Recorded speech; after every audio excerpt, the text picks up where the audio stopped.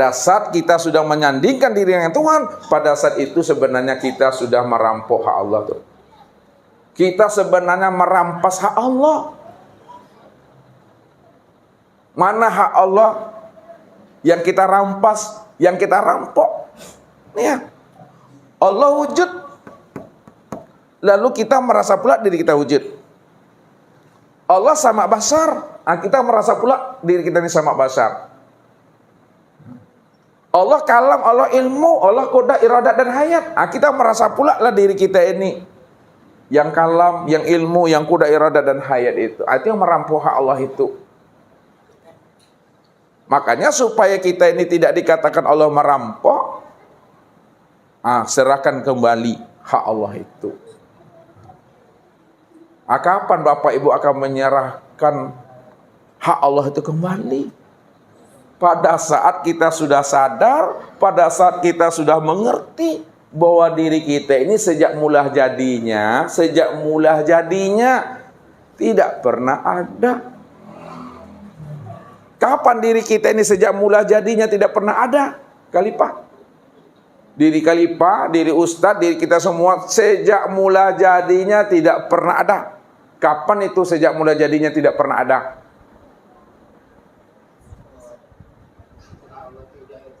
Itu dia. Setelah Allah itu wujud, setelah Allah itu zahir, setelah Allah itu nyata, ketika Allah itu telah wujud, Allah itu telah nyata, maka ketika itu pula lah diri kita tidak pernah ada sejak mula adanya itu. Kenapa? Karena diri kita ini wujud, diwujudkan. Diri kita ini ada, diadakan. Sebelum diri kita wujud, sebelum diri kita diadakan, yang wujud dan yang ada itu siapa? Yang ada itu hanya Allah. Allah itulah yang wujud mutlak. Allah itulah yang wujud hakiki. Kalau Allah itu wujud yang mutlak, Allah itu wujud hakiki, maka diri kita ini tajallinya, penampakan diri yang mutlak itu. Diri kita ini perwujudan diri yang mutlak itu. Diri ini nyatanya diri yang mutlak itu sebenarnya. Makanya apa yang mau diserahkan kepada Allah? Tidak ada yang mau diserahkan kepada Allah sejak mula jadinya dirimu nggak pernah ada, kata Tuhan. Cuma karena kamu saja yang merasa, kata Allah. Kita saja yang merasa, kita yang punya. Ketika kita sadar, baru kita kembalikan kepada Allah. Di situ Allah senyum aja tuh. Kenapa? Allah tahu dirimu sejak mula jadi nggak pernah ada. Kan diri aku cuma yang ada. Kalau diri Allah cuma yang ada, apa yang mau dikembalikan kepada Allah? Karena diri kita ini haknya Allah. Kapan kita punya hak lalu kita berikan hak kita kepada Allah? Nggak pernah ada. Itu maksudnya tuh. La haula wala quwata. Diri ini tidak punya hak.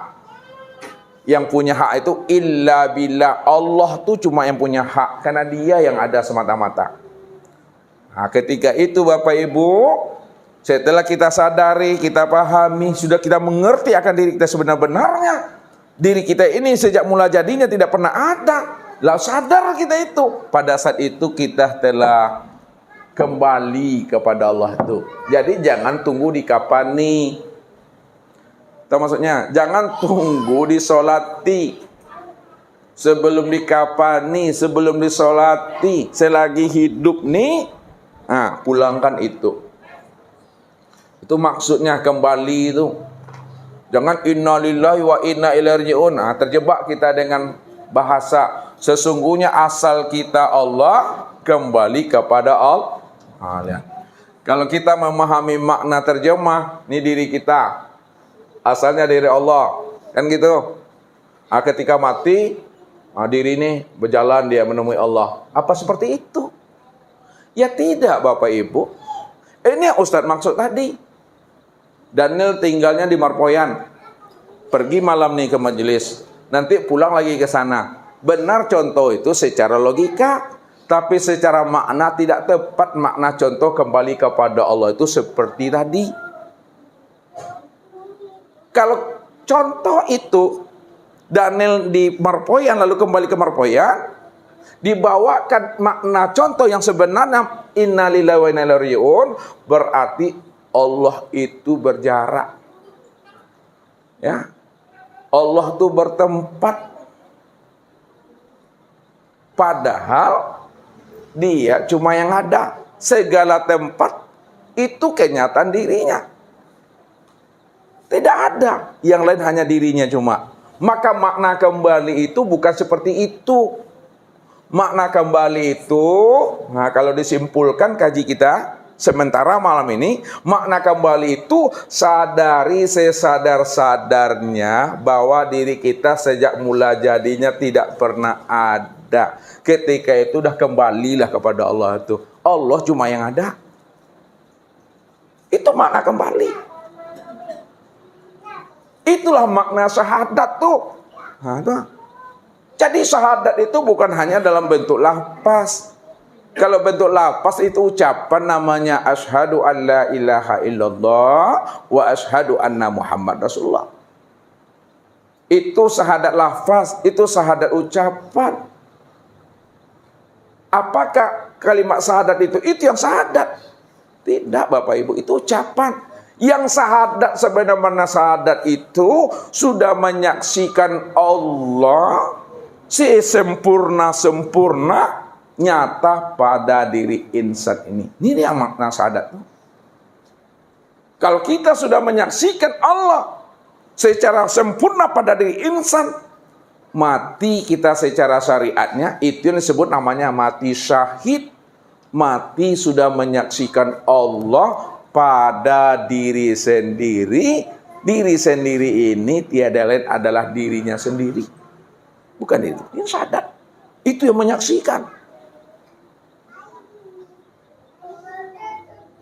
Itu makna yang sebenarnya. Kalau kita sudah menyaksikan Allah pada diri sendiri, itu yang dikatakan diri yang berkelima. Itu kiasnya.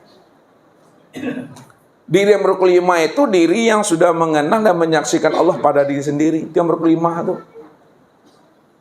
Siapa dirinya sudah berkelima, mati dia di dalam kelima, la ilaha illallah dakhalal jannah. Man akhirul kalamihi la ilaha illallah dakhalal jannah. Barang siapa yang di akhir kalamnya paham dia, mengerti dia, mengenal dia yang la ilaha illallah itu siapa, maka surga bagi dirinya itu. Bukan melapaskan Bapak Ibu. Kalau melapaskan itu ditembak, kita ditikam, kita dibalok kita sama orang. Ketika mati la ilaha illallah, itu di film tuh. Yang di akhir kalam itu maksudnya akhir kesudahan hidup. Akhir akan detik mau mati itu. Sadar kita dah mengerti, kita mengenal kita. Yang la ilaha illallah itu ini orangnya Muhammad Rasulullah itu. Itu yang akhir kalam. Itu yang diri muklima. Itulah diri yang telah bersyahadat. Yang telah menyaksikan yang ia saksikan itu. Ini diri sendiri. Diri sendiri itu bukan diri Bapak Ibu. Diri sendiri ini diri nyatanya diri Allah. Itu maksudnya. Nah, kalau diberi namanya, nah, kita lihat, kita rinci ya. Tuhan nih, nah, lihat Tuhan. Kita buat pindah sini. Tuhan itu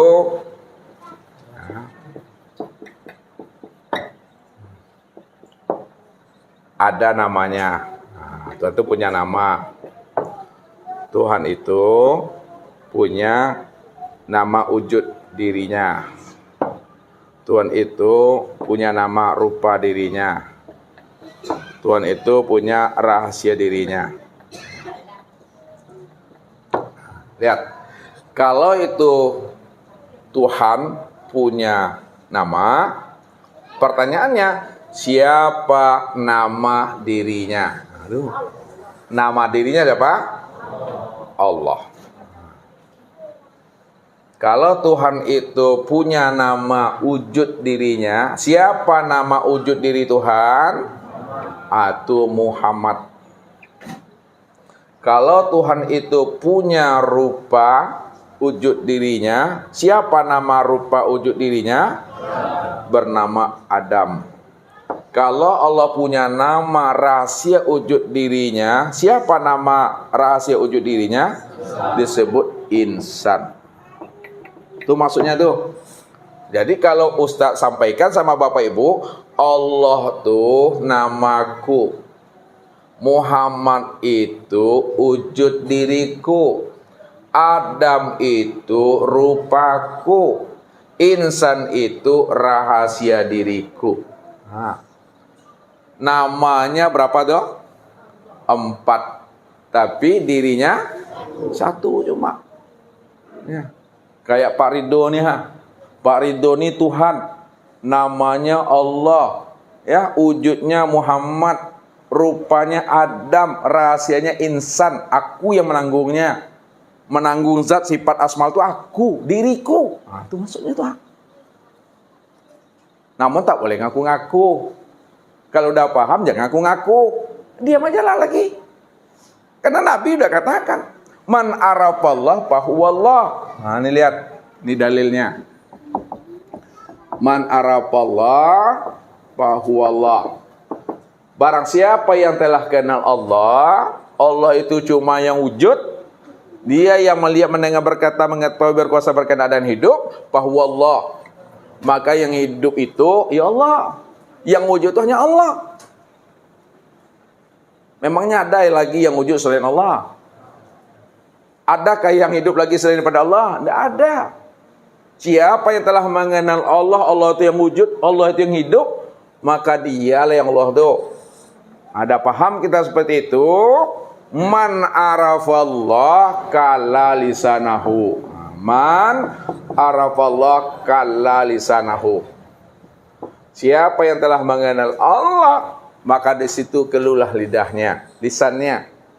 Kelulisan itu maksudnya tak ada lagi kita tuh menyebut-nyebut, ya, aku Allah. Ada lagi yang berkata Allah, an-yang selalu itu. Maksudnya an-yang tuh paham. Paham tuh mengerti. La sautun wala harfun bil haqqi ilallah. Tidak ada suara, tidak ada huruf, tidak ada lafaz, tak ada kata-kata. Bil haqqi. Yang hak itu, yang hak, yang sebenar-benar yang hak itu Allah.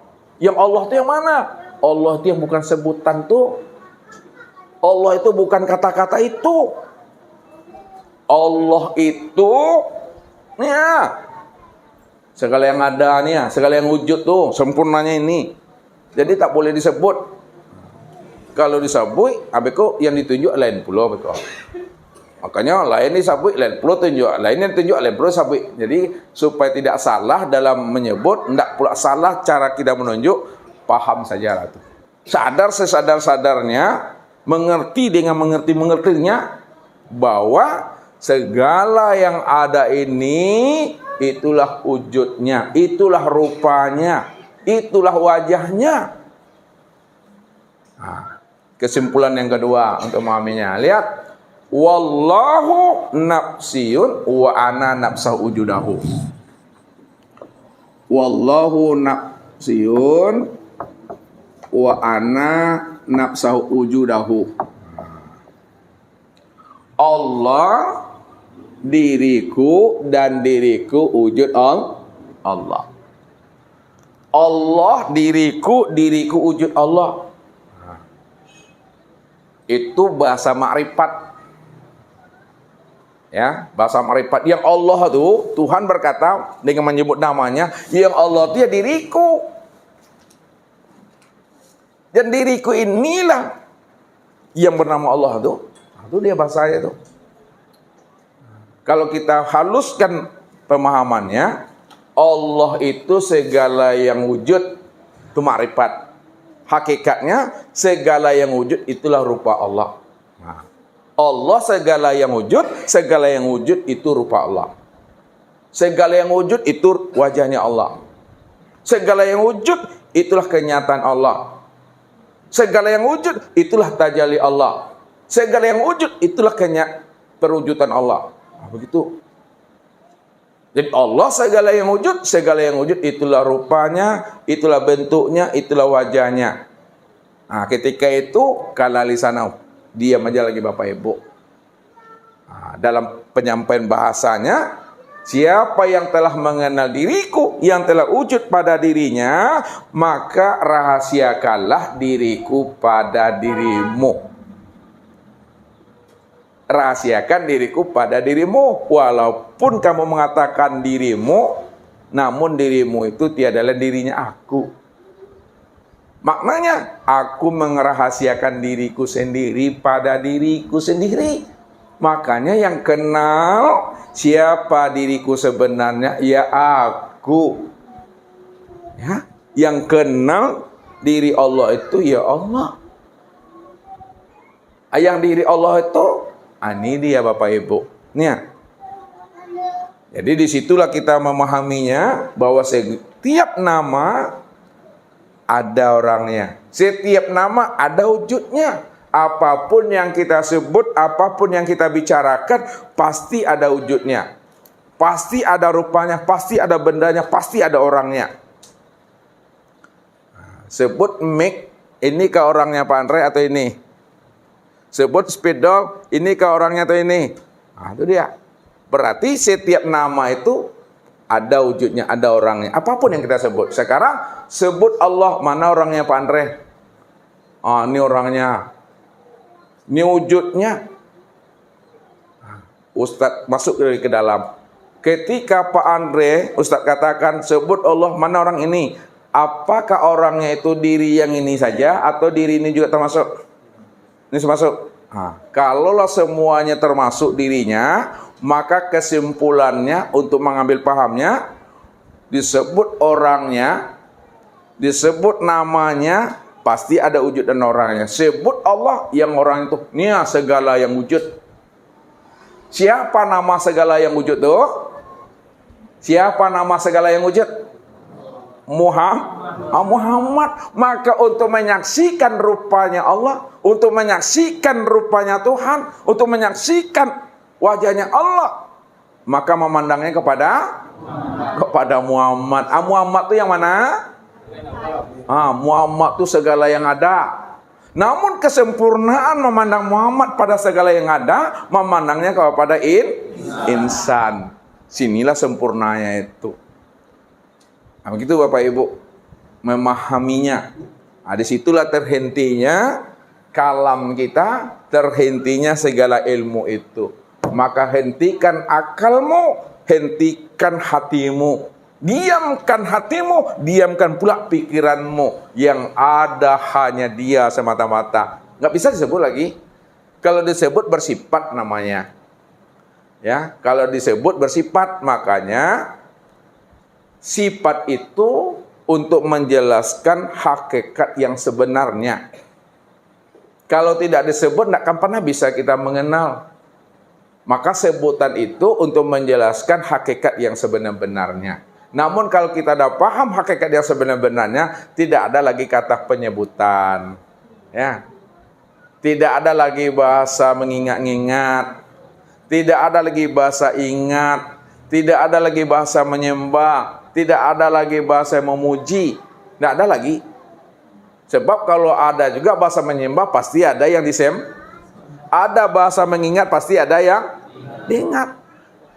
Padahal sesungguhnya yang mengingat, itulah yang diingat. Yang menyembah, itulah yang disembah.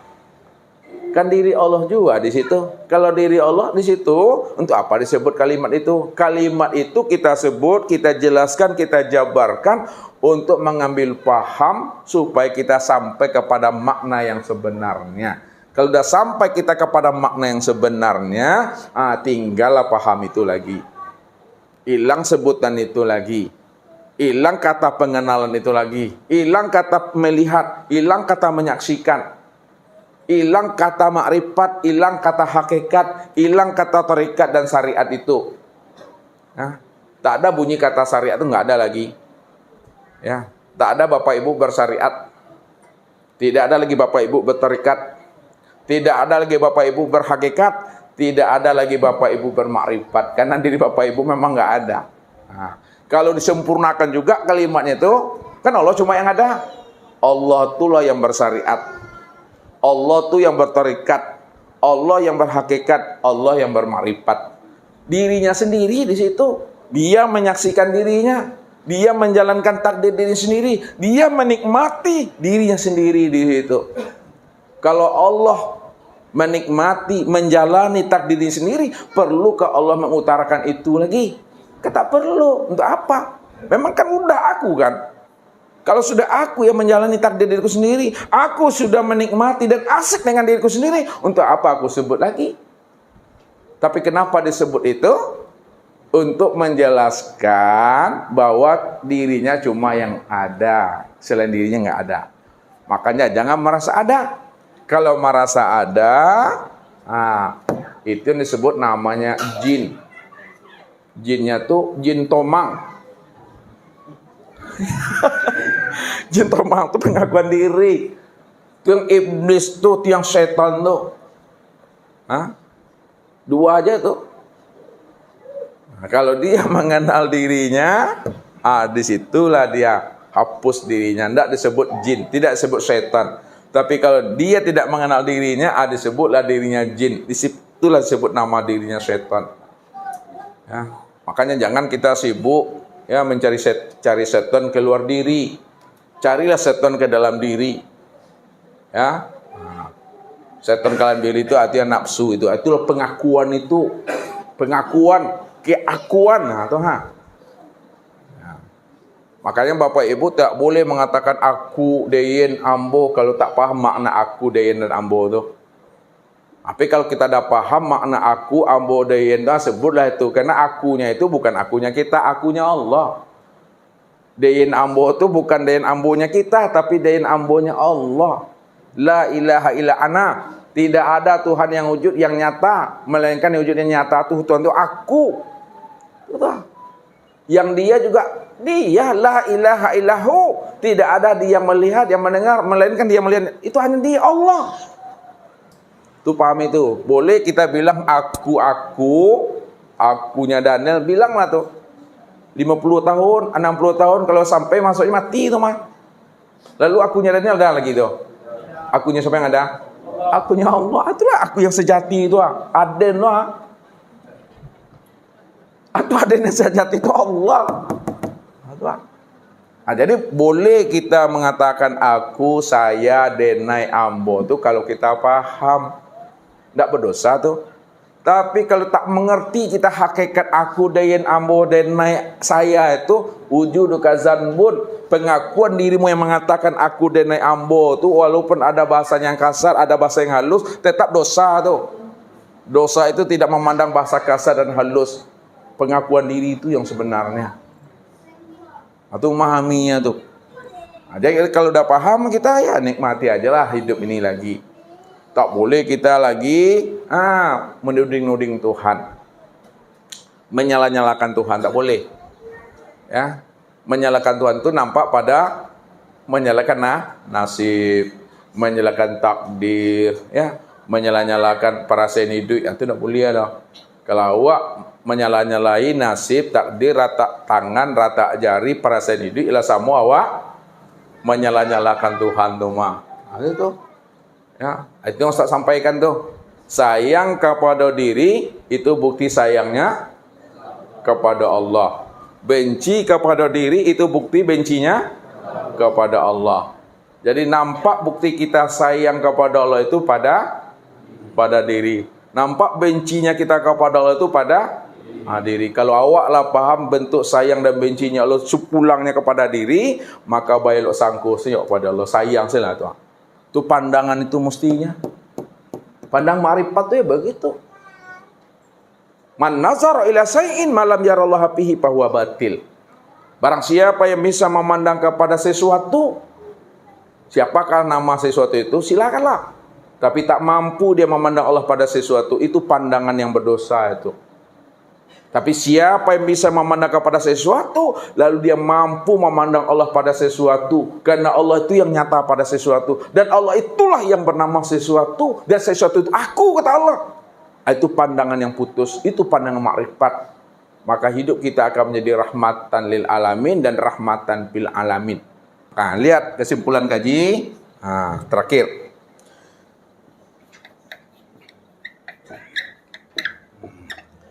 Syariat yang kita pelajari itu menghantarkan diri kita kepada thariqat. Jadi syariat ini menghantarkan kepada thariqat. Thariqat yang kita pelajari itu menghantarkan diri kita kepada hakikat.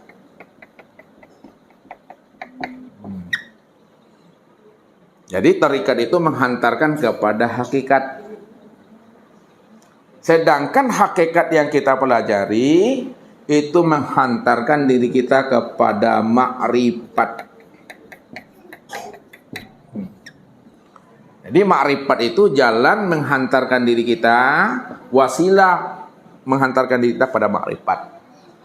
Nah, dan makrifat itu yang menghantarkan kepada Allah. Nah, kalau udah sampai kepada Allah, tinggallah makrifat tuh. Kalau udah sampai kepada Allah, tinggallah hakikat itu. Kalau udah sampai kepada Allah, tinggallah thariqat itu. Kalau udah sampai kepada Allah, tinggallah syariat itu. Tidak ada lagi kata syariat, kata thariqat, kata hakikat, dan kata makrifat. Yang tinggal hanya Allah. Kalau udah Allah itu yang tinggal, ya diam aja lagi tuh. Jadi sampai juga marifat, kalau marifat menilik juga kepada diri, itulah hijab yang paling halus itu. Itu hijab yang paling halus. Ya. Makanya yang melindungi kita dengan Allah, yang menghijab kita dengan Allah, sehingga kita tidak pernah berjumpa, bersua, menyaksikan Allah, ya diri sendiri. Diri sendiri itulah hijabnya.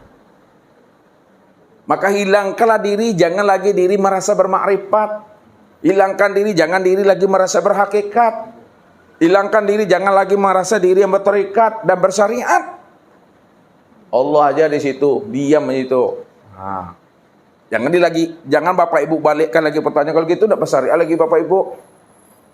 Enggak berthariqat, enggak berhakikat, enggak berpana, salah pula Bapak Ibu bertanya seperti itu. Ya, cara bertanyanya udah salah. Sebab kaji kita udah sampai kepada makom Tuhan. Makom wahdatul wujud. Hanya dirinya. Kalau udah dirinya di situ, enggak ada lagi pertanyaan di situ. Kalau dijawab juga lagi, Allah itulah yang bermakrifat, Allah yang berhakikat, Allah yang berthariqat, Allah yang bersyariat. Enggak ada di Bapak Ibu. Kalau ada orang mengatakan, yang membuat tergelincirnya Bapak Ibu, ya, itu dengan kata-kata guru selalu, tidak menyampaikan sesampai-sampainya makna pahamnya. Apa kata guru? Kalau sudah makrifat Bapak Ibu, kalau kita sudah makrifat mengenal Allah, haram baginya sholat. Itu menggelincirkan tuh. Ya. Siapa yang sudah makrifat, yang sudah kenal Allah, haram bagi dirinya sholat. Itu menggelincir kata itu. Lalu bagaimana supaya kata itu tidak membuat kita tergelincir dan sesat? Pahami makna di balik kata haram bagi yang sudah makrifat.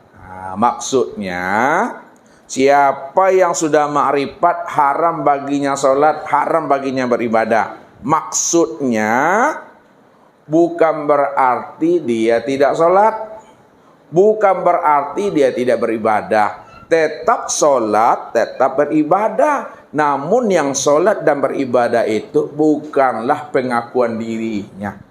Kalau ada pengakuan diri kita yang sholat beribadah, di situ letak haramnya beribadah itu. Fawailul lil musallin. Neraka wil bagi orang yang mengaku-ngaku dirinya yang sholat. Itu maksudnya. Cuma karena pahamnya itu tidak sampai, situ membuat sesat tadi. Berapa banyak orang kita lihat mengaku orang hakikat, mengaku orang makrifat, akhirnya tak ada lagi sholat lagi, tak ada berpuasa lagi. Ya. Itu. Jadi jangan kita terjebak dengan kalimat itu. Mungkin itu saja Bapak Ibu pemahaman kita tentang ilmu ini. Mudah-mudahan kita semua diberikan Allah hidayah dan petunjuk sehingga kita paham dan mengerti dari setiap apa yang kita sampaikan malam ini. Sekarang kita buka muzakarah kita. Assalamualaikum warahmatullahi wabarakatuh.